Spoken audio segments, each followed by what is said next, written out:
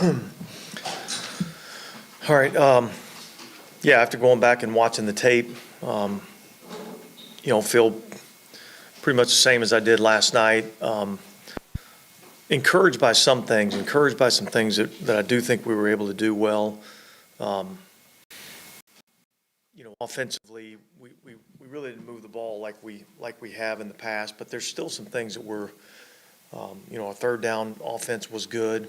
When we had to go down and score to take the lead at the end of the game, we were able to go down and get points on the board. So, that was a positive. Defensively, we did a lot of good things. We took the ball away. We had a couple of fourth down stops. But the explosive plays and just not being able to finish the game when we had a chance to finish the game, that was disappointing. And I'd say same thing in the kicking game. I mean, we blocked the kick, set us up in good field position. So there was a lot of good things on that tape, and yet there was too many negatives on the tape that kept us from winning the game. How do you feel you matched up or the offense was challenged by the Eagles' front? Yeah, no, I think their front played exceptionally well. I think it was a challenge for us all afternoon. I think they're really good, in particular, inside at the, defensive tackle position.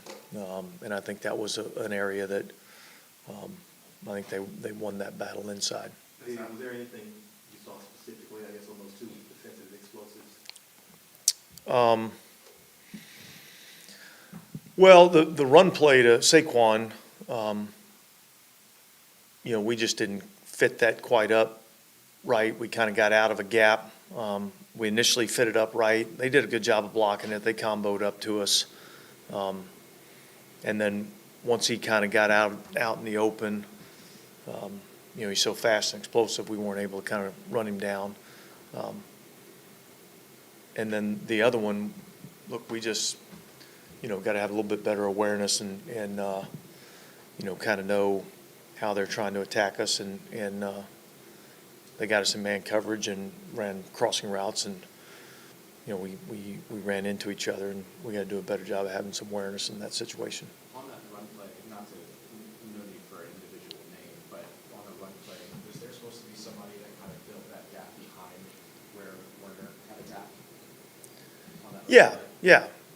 We had a little stunt working there, and we just kind of got out of our gap a little bit, and that's the thing when you play a guy like Saquon Barkley, you get just out of a gap a little bit, and he's got the explosiveness to take it the distance. So,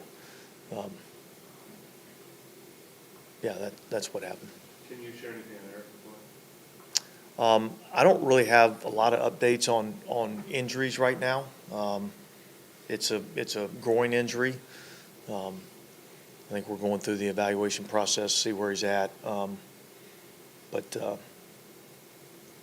We'll probably have more information for you later.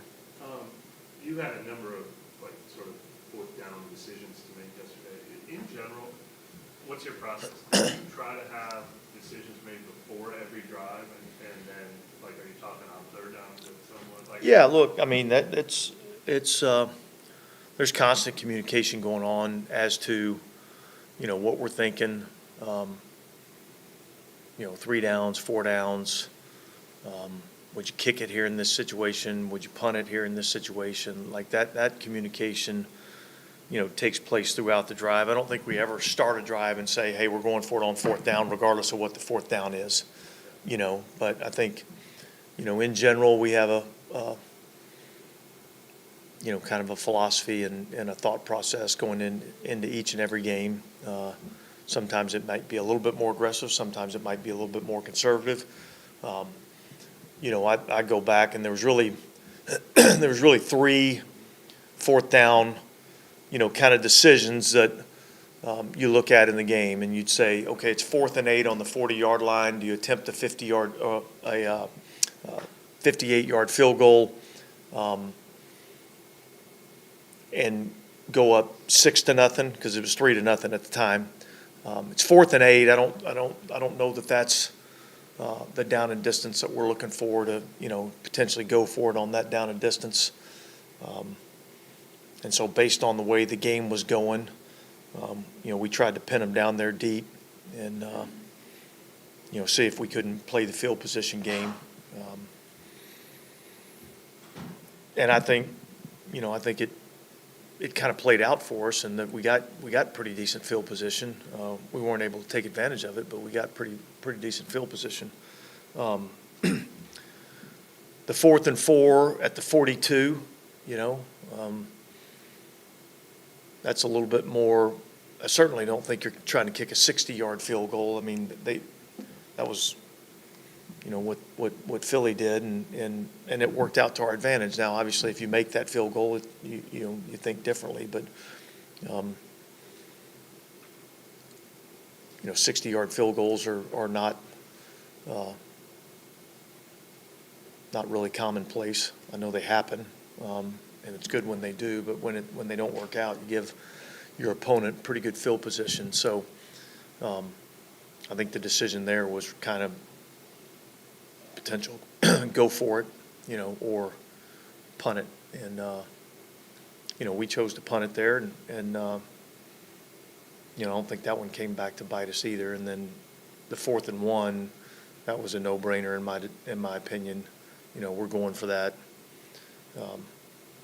And, I got confidence that, our guys can go and get it. And we just didn't execute as well as we needed to on that play. When I asked about process, the first one is kind of one where if you kind of have the idea already that it's 3rd and 8 on the 40 that you're going to punt if you don't get it, does that alter what play calling? Yeah. I mean, yeah. Certainly, if when you're thinking about potentially 4 downs, you might alter the play call a little bit. Yeah. And as some of the players were accused of playing dirty on Sunday, like Peyton Turner was accused of spitting on someone. I think some of the Eagles players took issue with Boyd's hit. What was your reaction to hearing that? Like, if you did hear it, they had to defend themselves on social media, or felt like they had to. Yeah, I'd say this. I'd say our guys play extremely hard, and we're gonna compete, until the down is over. I don't think we play dirty. I don't think we ever have played dirty. It's not the way we coach it, not the way we teach it. But we do play hard, And look, nobody wants to see anybody get hurt, and nobody's trying to hurt anybody. And unfortunately, that's part of, the business that we're in. But no, we don't play dirty. We don't coach dirty. But we do play hard and we do play physical. What was the specific message to Trevor Penning after he had just said he needed to be smarter on those plays a week earlier? That exact message, we can't have that. We can't. Look, you gotta have some awareness of where you're at on the field, and that could have been a really costly penalty. I love the aggressiveness, but at the same time, we can't hurt our team. What have you made of Brian Rizzi's start, just as a pass rusher specifically? Yeah, I think he's doing some good things in the pass rush, and I think there's still some room for improvement there.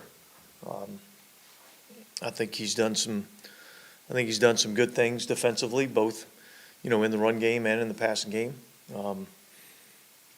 and I think he can still get better. So I think that's where our focus is really focused on how can we continue to improve and build on the way we've been able to start in that regard. I know it's next man up, but how concerning is it that McCoy goes down and the front four for the Eagles must have dominated that line of scrimmage yesterday? Yeah, look, nobody wants to see a Pro Bowl center go down, and obviously he's one of our better players on our offensive line. So yeah, that's a challenge, and yet everybody in the NFL has to deal with those challenges, and You know, we expect our guys to be able to go in there and perform. I thought Lucas Patrick did a nice job going in and filling in Eric's spot. So, yeah, I mean, it was a challenge for us, but that wasn't the difference in the game. Obviously, y'all have been super successful 2 out of 3 games offensively, but like at some point you need to see people beyond AK and Sheed and Olave make plays offensively. It seems like they've gotten the vast majority of the touches. Yeah, look, I mean, I think we got to get our playmakers the ball, and I think we got to try to, you know, involve all of our playmakers. I mean, quite honestly, I don't care who it is making plays, you know, as long as we're making them, and as long as we're moving the ball, and as long as we're scoring points. I mean, that's the objective here. So, yeah, I mean, I certainly would love for more guys to be involved, and yet, you know, the object's to move the ball and score points. When you reviewed the game, were there any things in hindsight you would have challenged, or did you think those calls ended up all being right? Sheed's catch was one I know a lot of people were talking about. Yeah, well, Alvin's spot's one you can't challenge, you know, so even if I wanted to challenge it, I couldn't challenge. That automatically gets reviewed upstairs and in New York in terms of a, you know, 4th down because it's a turnover on down. So it was obviously one we were looking at pretty closely. And then, yeah, I mean, I think we looked at the Shaheed play, and here's the thing, like, you have to have clear and obvious evidence on the tape, you know, or on the video there, and I don't know that we felt like it was clear and obvious possession, down by contact, play over, you know, so we didn't challenge. Oh, and then the Devontae Smith fumble after Boyd's hit. Did They ruled forward progress. Once they ruled forward progress to stop, then you can't challenge. So, yeah, all of those were ones that we were paying attention to and looking at, and that was a question I asked the official was, you know, because it was a fumble and clear and obvious recovery. So my question was, you know, did you rule forward progress? And they said they'd ruled forward progress. So at that point, it's over. Cam Jordan only played 20 snaps. Was it just based on the matchup? He also played like mostly on edge where he didn't really move on. Yeah. Was that just more the matchup, or is that kind of just where he's at? Yeah, look, I mean, I think you're probably going to see a little bit more of, you know, Chase and Carl, you know. Look, Cam's still a vital part of what we do. But I think we'll see a little bit more of those other guys. Is that just because Chase and Carl have been more effective, or is there like something you want to see out of Cam? No, it boils down to, you know, effectiveness. And I think those two guys have been playing at a pretty high level, and it's no disrespect or anything negative towards Cam. It's just, you know, that's kind of how this game goes at some point in time, you know, but he's still an extremely important part of what we do. Do you have to have a conversation with Cam, or is it just one of those unspoken? Well, I think the conversations have, you know, been being had. You know, there's a lot of communication that goes on inside our building. If McCoy were to miss Sunday, will you have more options to react than you have when it happens on the 3rd play of the game? Well, yeah, I mean, there's other things that, you know, there's other people in the building that you could potentially have up during the game that would give you a few more options. You know, if that were the case, I mean, once you get to the game day, you got your 8 guys that are up there on game day, and you've got to be able to manipulate the line with the 8 guys you got. Obviously, like they ran into each other, but after reviewing film, like you kind of have a better idea of why, like was Jordan Howden like he crashing too soon, or what was? Yeah, well, I'm not going to get into the details of, you know, how we teach specific coverages and everything like that. But, I think just, some of the awareness of, the play and how the formation was and, how they'd been trying to attack and that, kind of formation. I think just that awareness would have helped. The touchdown pass from Carr to Olave, it looked like, was that a situation where it was just like perfect play call, it's perfect coverage, or was it execution?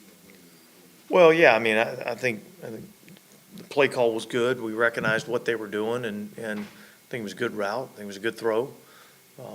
Yeah, I think we executed on that play really well. And even though there was, he was very wide open in that play, he still kind of went to the back corner of the end zone. Is that just that's where it's coached to be, that's where everyone expects it to be? Pretty much, yeah, yeah. Pete Werner said he recognized something he had seen once before on the sort of the big push. Is that something you were recognizing from the sideline as well, or just a great awareness by him? Yeah, look, we watch an incredible amount of film each and every week. Our guys do a really good job of studying and paying attention to, tips, tells, tendencies of the, offense, defense, whatever the case may be. And I just thought he made a good play.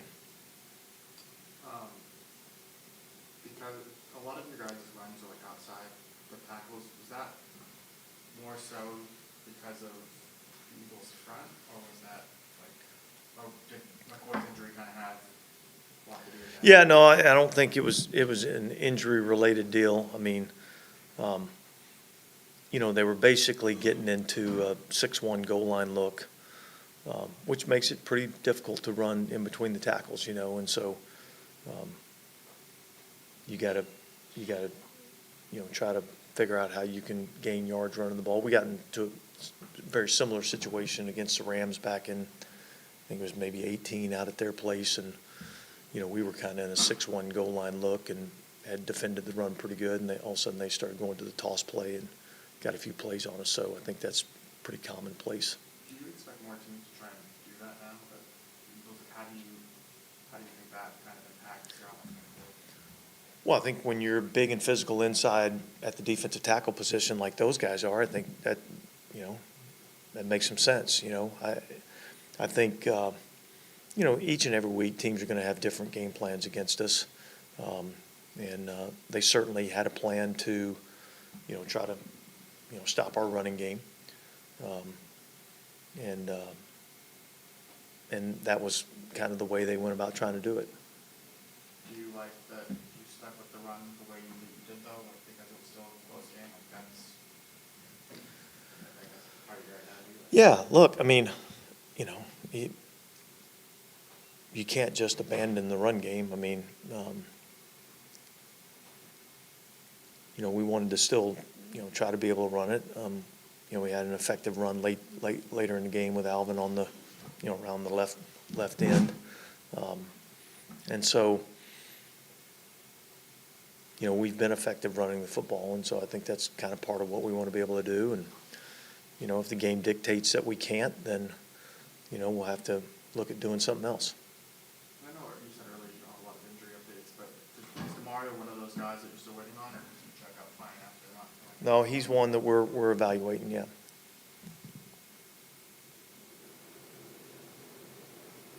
All good? Thanks. Hey, guys, there's a union meeting mandatory.